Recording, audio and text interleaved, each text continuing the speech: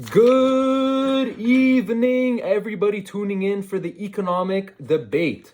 So, first of all, today we bring you an exciting debate between two of the most influential economists in history, John Maynard Keynes, the father of modern macroeconomics, and Friedrich Hayek, a champion of free market principles. Our topic is: what role should the government play in addressing economic recessions? Let's begin with opening arguments. Hello, everybody. First of all, I'd like to introduce myself more formally. I am John Maynard Keynes. Nice to meet you all. So, second of all, as I should say, what role should the government play in addressing economic recessions?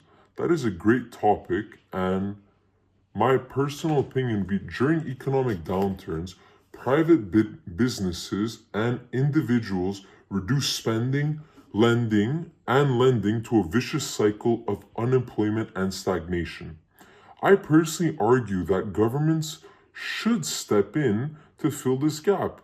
By increasing public spending and creating jobs, we can boost demand and restore the economy. For instance, during the Great Depression, public works programs like building infrastructure proved highly effective. Now shifting to Hayek. Hello, everybody. My name is Friedrich Hayek. So, first of all, Keynes, while your intentions are noble, I disagree that government interventions only distort the nature flow of the market. These so-called stimulus measures create artificial demand and lead to inefficiencies. The market, when left alone, can self-correct. Take the post-World War I recession. Minimal government interference allowed the economy to recover naturally. And that is what you don't seem to understand.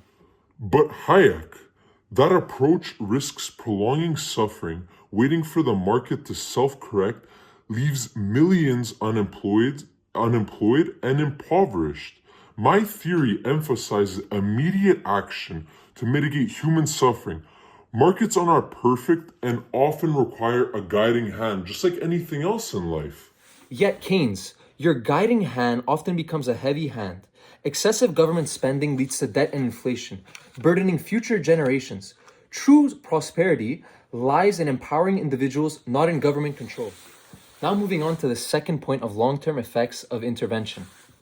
Government intervention sets a dangerous precedent.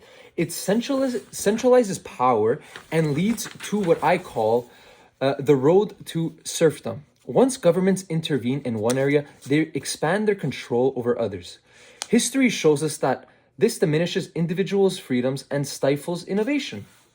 Hayek, your argument is alarmist. My focus is on practical solutions for immediate problems, not ideological fears. When governments invest in infrastructure, education, and healthcare during recessions, they lay the foundation for long-term economic growth. Look at the success of the New Deal program in the US. They stabilize the economy and improve the quality of life overall. And yet, those same programs inflated the national debt and left the economy dependent on government intervention. True innovation comes from the private sector, not from bureaucrats deciding how to allocate resources. Without a healthy economy, the private sector cannot thrive. My approach provides stability so that businesses and individuals can rebuild. Controlled intervention is a tool, not a crutch. Thank you, gentlemen. We've heard compelling arguments on both sides. Keynes emphasizes the importance of government action to mitigate economic downturns, while Hayek warns against the long-term dangers of intervention. We leave it to our audience to decide.